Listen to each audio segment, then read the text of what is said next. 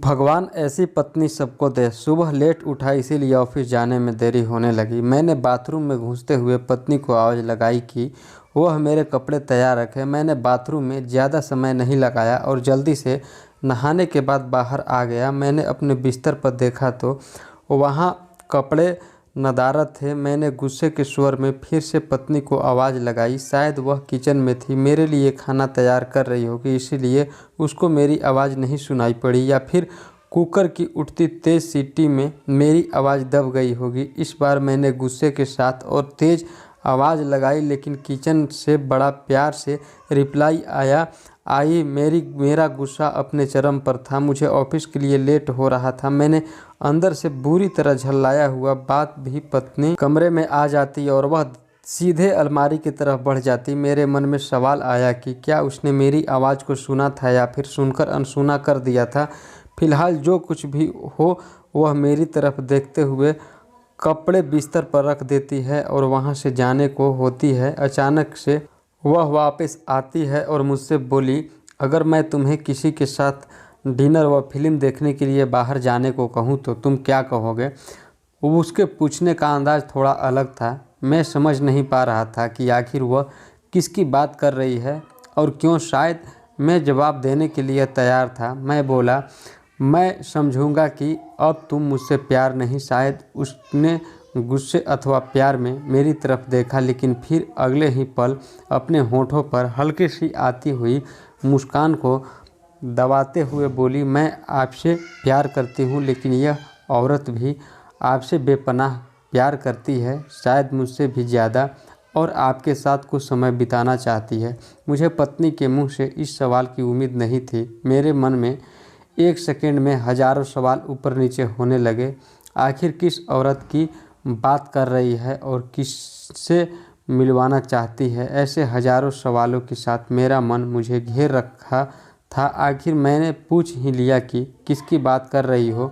पत्नी ने बिना कुछ सोचे एक तस्वीर की तरफ इशारा कर दिया। वह तस्वीर मेरी माँ की थी, जो मुझसे दूर रहती थी, जिनसे कई महीने से मैं मिला नहीं था। शायद काम की वजह से मैंने उन्हें फ़ोन भी नहीं कर पाया। मैं अपनी व्यवस्था के कारण उनसे समय ही नहीं दे पा रहा था। मैंने पत्नी की तरफ देखा। पत्नी ने मुस्कुराहट के साथ मेरा मोबाइल मुझे थमा दिया। मैंने माँ को फ़ोन किया और उनसे रात पर खाने और साथ में फिल्म देखने के लिए कहा। माँ मेरी आवाज़ सुनकर खामोश हो गई। शायद करुण स्वर था, तुम ठीक तो हो ना? तुम दोनों के बीच कोई परेशानी तो नहीं? माँ ने पूछा। उनके लिए मेरा एक इस तरह फ़ोन करना शायद किसी परेशानी का संकेत था।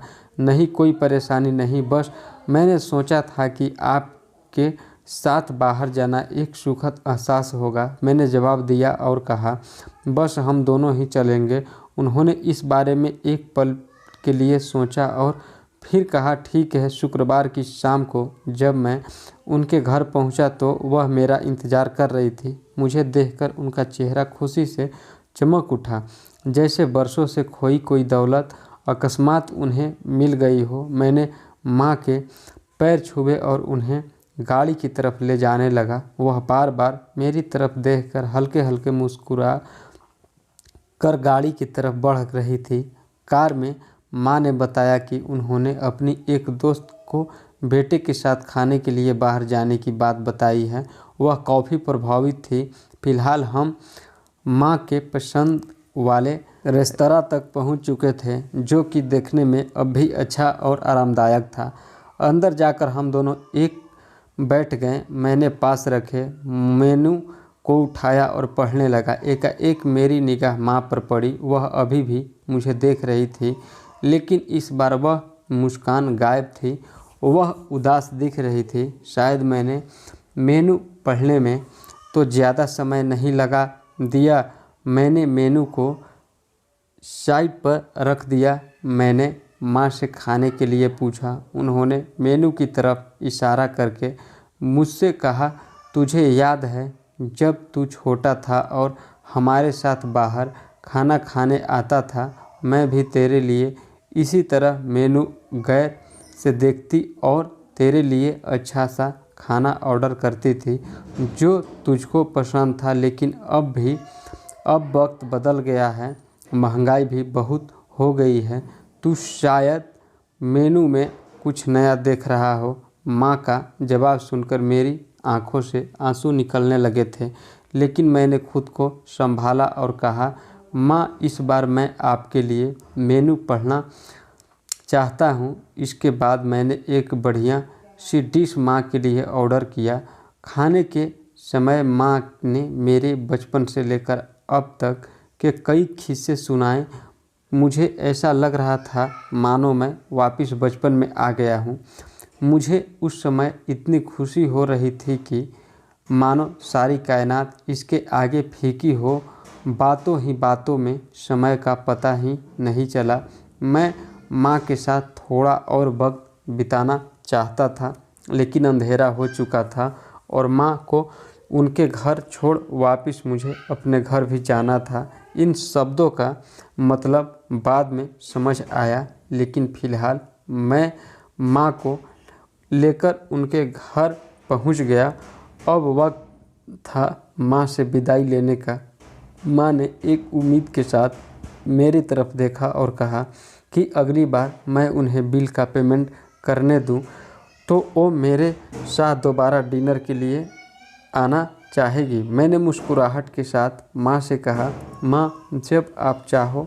और बिल पेमेंट कौन करता है, इससे क्या फ़र्क पड़ता है? माँ ने मेरी तरफ देखा और मुस्कुराहट के साथ कहा कि फ़र्क पड़ता है और अगली बार बिल वो ही पे करेगी। इसके बाद मैंने माँ से विदाई ली और अपने घर की तरफ चल दिया। घर पहुंचकर देखा तो पत्नी मेरा इंतज़ार कर रही थी। उसने पूछा, कैसे रहा आज का दिन? बहुत बढ़िया, जैसे सोचा था उससे कहीं ज़्यादा बढ़िया, मैंने जवाब दिया। इसके कुछ दिनों बाद अचानक मुझे माँ के देहांत की सूचना मिली। उन्हें दिल का दौरा पड़ा था। यह इतना अचानक से हुआ कि मैं कुछ समझ नहीं पा रहा था।